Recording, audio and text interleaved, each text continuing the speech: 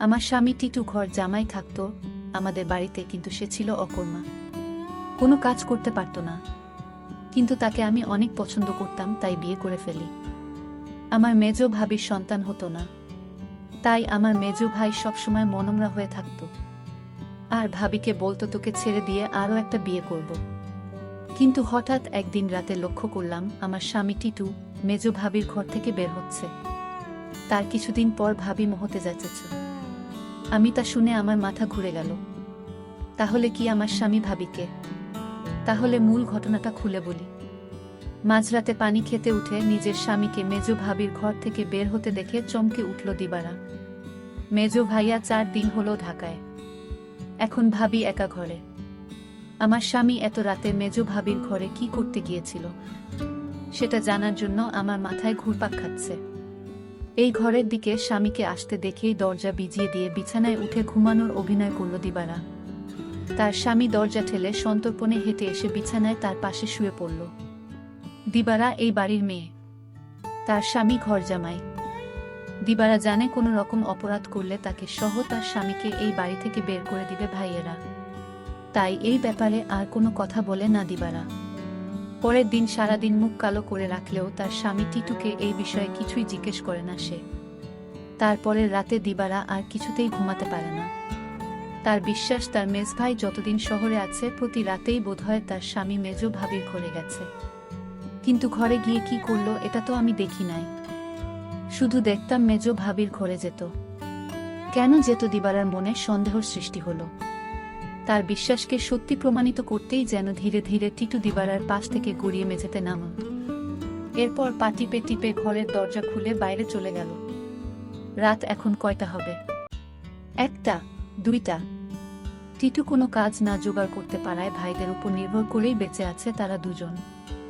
দিবারা টিটুর এই অর্থ উপার্জনের অক্ষমতাটাই পুষিয়ে দেয়, সারাদিন গাধার মতো বাড়ির কাজ করে।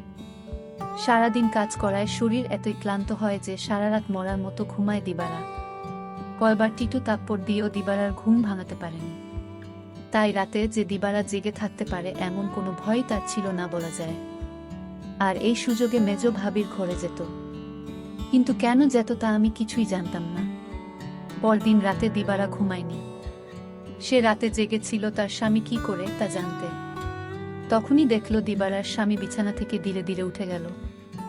ঘর থেকে বের হয়ে মেজ ভাবির ঘরে গেল। কিছুক্ষণ পর মেজ ভাবির ঘর থেকে চিৎকার শোনা যাচ্ছে। মনে হচ্ছে ভাবির এক অন্যরকম চিৎকার। আমি ভাবতে থাকলাম কি হতে যাচ্ছে এখানে। আমি কিছুটা আন্দাজ করতে পারলাম না আসলে ওই ঘরে কি হচ্ছে। টিটু চলে যেতেই বালিশে মুখ গুজে ফুপিয়ে কেঁদে উঠল দিবারা।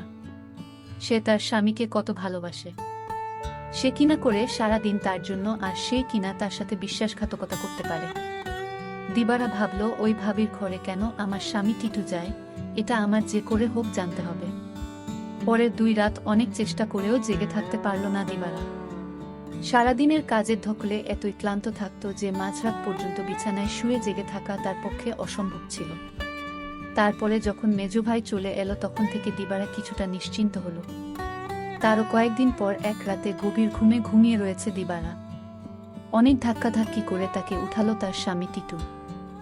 ঘুম জড়ানো ক্লান্ত কণ্ঠে দিবারা বলল, কি হয়েছে? এত রাইতে ডাকেন কেন? লাইটটা একটু জ্বালাও তো। সারাদিন কাম কইরা কুল পাই না।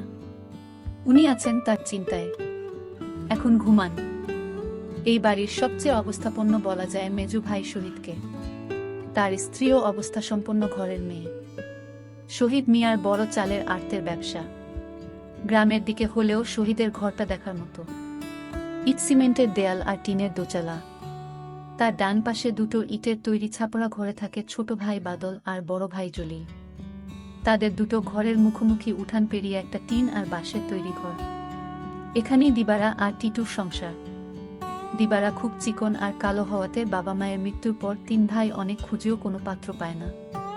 শেষমেশ এক ভব ঘুরে ভাদাইমা গোছের এই টিটুকে ঘর জামাই হিসেবে আনে।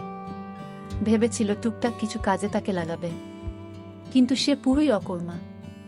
সেই দিনের প্রায় 1 মাস পর বাড়িতে বিরাট উৎসবের মতো আয়োজন হলো। দিবারার ছোট ভাইয়ের 2টা আর বড় ভাইয়ের 3টা সন্তান হলেও মেজো ভাই বিয়ের 4 বছর পরেও সন্তানের মুখ দেখতে পারেননি। মেজো ভাই আরেকটা বিয়ে করবেন কিনা এটা নিয়ে চিন্তা ভাবনা করছিলেন। যে স্ত্রী তাকে সন্তানের মুখ দেখাতে পারবে, মেজো বউকে তাহলে এই বাড়ি ছেড়ে চলে যেতে হতো। ঠিক এই সময়েই আনন্দ সংবাদটা পেল সবাই। মেজো বৌমা হতে চলেছে। মেজো ভাইয়া আর ভাবির আনন্দ দেখে কে। এই উপলক্ষেই এই উৎসব আয়োজন। দিবারা যখন আনন্দের সাথে টিটুকে এই খবরটা দিল তখন সে সামান্য একটু মুচকি হেসে বলল, ভালোই তো। শুনছিলাম কোনো ফকিরের কাছ থেকে পানি পড়া নিচ্ছে। ফকিরটা কামেল। সেও কি যাবে নাকি সেই ফকিরের কাছে? কোথায় থাকে সে? যেখানেই থাকুক, তুমি যাবে কি না সেটা বলো। দিবারা বলল, আমার দরকার নাই। আমি সবই বুঝি। তুমি ভাবিরে ফকিরের কাছ থেকে পানি পড়া এনে দাও, এটা তোমার বানানো কথা। এটা আমি বিশ্বাস করি না। দিবারা আরো বলল, আমি একদিন তোমার এই রহস্য খুঁজে বের করব। আর যেদিন তুমি ধরা পড়বে সেদিন বুঝতে পারবে তোমার কি অবস্থা হয়। টিটু তখন বলেছিল, তুমি আমারে বিশ্বাস করো না। দিবারা বলল, করি, কিন্তু তুমি তোমার প্রতি আমার বিশ্বাস দিন দিন উঠে যাচ্ছে। যতদিন পর্যন্ত আমি জানতে না পারবো তুমি মেজো ভাবির ঘরে কেন যাও, ততদিন পর্যন্ত তোমার প্রতি আমার আর বিশ্বাস হবে আর হবে না। দিবারা এই কথা বলে ঘুমাতে গেল। তার স্বামী টিটুও তার সাথে শোয়া ছিল, কিন্তু হঠাৎ করেই দেখল তার স্বামী বিছানায় নাই। তখন দিবারা চিন্তা পড়ে গেল, আজও চলে গেল। ভাবির রুম থেকে এক প্রকার চিৎকার আসতে শুরু করলো। আমি কিছুই বুঝতে পারলাম না এটা কিসের চিৎকার। মনে হচ্ছে মেয়েলি কণ্ঠ। প্রায় 1 ঘন্টা পর দিবারা দেখতে ফেল মেজো ভাবির রুম থেকে বের হতে। দিবারার মনে দিন দিন সন্দেহ বাড়তে লাগলো। তারপর দিবারা ভাবল, একদিন আমি জানালা দিয়ে দেখব তারা কি করে। দিবারার স্বামী দিন দিন দিবারার প্রতি কমে যাচ্ছে। কিন্তু আজ 2 দিন যাবৎ দিবারার স্বামী মেজো ভাবির রুমে যাচ্ছে না, সেটা লক্ষ্য করল দিবারা। দিবারা তার স্বামী টিটুকে জিজ্ঞেস করল, কই, আজকাল তো তোমায় আর দেখি না ভাবির রুমে যেতে। তার স্বামী টিটু তাকে একটা তাপ্পড় মেয়ে বলল, তোমার বাবার বাড়ি থাকি বলে তুমি কি আমায় যা বলবে তাই মনে করবে? সবকিছুর ভিতর শুধু কি তোমার অধিকার আছে, আমার নেই? এর মধ্যে হঠাৎ খবর আসলো মেজো ভাবি মা হতে চলেছে। দিবারা সেটা শুনে থমকে গেল, কারণ মেজো ভাবির স্বামী মানে আমার মেজো ভাইয়ার তো সমস্যা ছিল। তাহলে কিভাবে সে মা হতে চলল? আমার মাথায় কোনো কাজ করছে না। আমার মনে সন্দেহ হতে লাগলো। দিবারা তার স্বামীকে বলল, আপনি এখন আর দেখি দিবারার রুমে যান না কেন? কখন কি করব সেটা আমার ব্যাপার। যাই হোক, আমি এবার অপেক্ষায় আছি কখন আবার আমার স্বামী তার রুমে যায় সেই প্রতীক্ষায়। এর কিছুদিন পর তার স্বামী টিটু ভাবির রুমে গেল। তারপর আমি জানালা দিয়ে যা দেখলাম তা দেখে আমার চোখ ছানা বড়া হয়ে গেল। দিবারা এই দৃশ্য দেখে সে বিছানায় শুয়ে কান্না করতে লাগলো। ঠিক তখনই আমার স্বামী টিটু আমার রুমে এসে পড়ল আর আমায় বলতে লাগলো, আরে শাহানা, লাইট জ্বালাও না, দেখ কি দেই। বিরক্ত হয়েই বিছানা থেকে নেমে লাইট জ্বালালো দিবারা। তারপর চকিতে এসে বসল। টিটু তার সবগুলো দাঁত বের করে হেসে পাঞ্জাবির পকেট থেকে এক জোড়া চুড়ি বের করল। আরেকটু কাছে আসো, পরায়া দেই। চুড়িগুলো দেখে চিনল দিবারা এগুলো স্বর্ণের। আর এর মালিক যে মেজো ভাবি ছাড়া কেউ না, তাও সে ভালো করে জানে। সে ভয়ে ভয়ে ফিসফিস করে বলল, এগুলা তো মেজো ভাবির, তুমি পাইলা কই? আরে ভয় পাইও না, চুরি করি নাই, মেজো ভাবি আমারে দিচ্ছে। বলো কি? সে কেন দেবে? তোমারে একটা কথা কই। কই কই কইরাও এতদিন কইতে পারি নাই শরমে। ভাবছিলাম তুমি আমারে ভুল বুঝবা, কিন্তু তোমারে আমি কি কিছু গোপন করি বলো? ভুল বুঝো না বউ। মেজো ভাই এইবার ঢাকায় যাওয়ার পর কয়রাত আমি মেজো ভাবির ঘরে গেছিলাম। টিটু আবার বলল, মেজ ভাই ঢাকা যাওয়ার পরে মেজ ভাবির কয় রাত খুব জ্বর হয়েছিল, কিন্তু তার যত্ন করার মতো কেউ ছিল না। তাই ভাবি কইল, দেখ টিটু, তোরে আমি ভাইয়ের মতোই দেখি। আমার সারাদিন ভালো লাগে, খালি একটু দুর্বলতা থাকে, কিন্তু রাত হইলেই জ্বর বাড়ে। তুই কি রাইতে আইসা আমার মাথায় একটু পানি ঢালতে পারবি? দিবারা অবাক হয়ে বলল, আমারে কইতে পারত। ছোট ভাবি, বড় ভাবি আছে, তোমারে কইল কেন? আমারে সারা দিনে জ্বরের কথা একবারও কইল না। টিটু মুখটাকে মলিন করে বলল, দেখলা, সব আমার কপালের দোষ। আমি জানতাম তুমি আমারে সন্দেহ করবা। আমি কি আর মাইনসে বিশ্বাস পাওয়ার যোগ্য? দিবারা এবার কাঁদো কাঁদো হয়ে বলল, না গো, আমি ওইটা বলি নাই। আমি তোমারে বিশ্বাস করুম না তো কারে করুম কও? তুমি ছাড়া আমার আর কেরা আছে? তুমি আমারে ঠকাই বা ফিরিসতা আইসা কইলেও বিশ্বাস করুম না। এই না হইলে আমার বউ। শুনো, ভাবিরে কইলাম দিবারারে পাঠায় দিবনে। ভাবি কইল, আহা, বেচারি সংসারটার লাইগা কাজ কইরা সারাদিন মরতাছে, তারে আবার রাইতে ত্যাক্ত করা কেন? দিবারা জানে যে আমি তোমারে ভাই মানি। তুমিই আইসো, দিবারা কিছুই মনে করবে না জানলেও। ওর মন এত নষ্ট না। তবুও আমি তোমারে কিছু কই নাই ডরে। তাছাড়া বুঝি তো পরের বাড়িতে থাকি, বেশি তর্ক মানায় না। এই জন্যই আমি তোমার ভাবির রুমে গেলাম চুপি চুপি। কারণ রাতে তোমার ভাবির মাথায় পানি না দিলে কি তখন জ্বর ছাড়ত? আমি যদি ভাবির পাশে না থাকতাম আর মাথায় পানি না দিতাম তাহলে জ্বরে মইরা যাইত। এতদিনে ভাবিকে কবরস্থানে রেখে আসতে হতো। দিবারা তখন বলল, সবই বুঝলাম, কিন্তু একটা বিষয় আমার মাথায় ঢুকছে না। টিটু বলল, কি কথা তোমার মাথায় ঢুকছে না আমারে বলো। দিবারা তখন বলল, আমার মেজু ভাইয়ের সমস্যা ছিল, কিন্তু সে কিভাবে মা হতে চলেছে। আর ভাবির ঘর থেকে কিসের আওয়াজ আসতো। টিটু তখন বলল, তুমি দেখি আবার আমাকে সন্দেহ করতেছ। এই সন্দেহটা তোমাকে দূর করে দেই।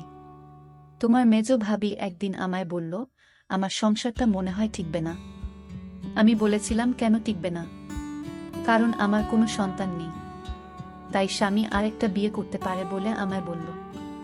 আর তখনই আমি বলেছিলাম, তোমার ভাবিকে শোনো, তুমি কিছু চিন্তা করো না, আমি সব ব্যবস্থা করতেছি।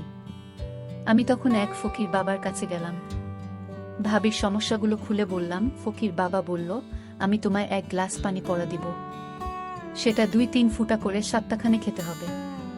তাও নিজ হাতে খেলে হবে না, তার স্বামী তাকে কাওয়াই দিতে হবে।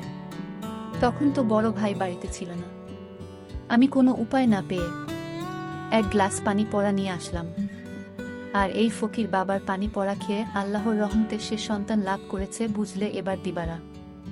আর তোমার ভাবির ঘর থেকে যে শব্দ আসতো সেটা ছিল এলইডির শব্দ।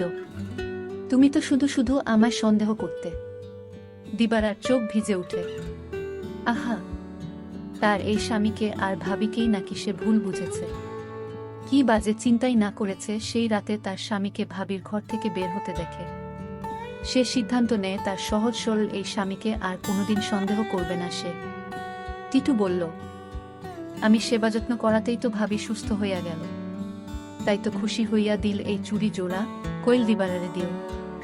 তবে দিনের বেলা এটা পইর না সাহানা, বুঝি তো পরের ঘরে থাকি, 5 লোকে 5 কথা কইব।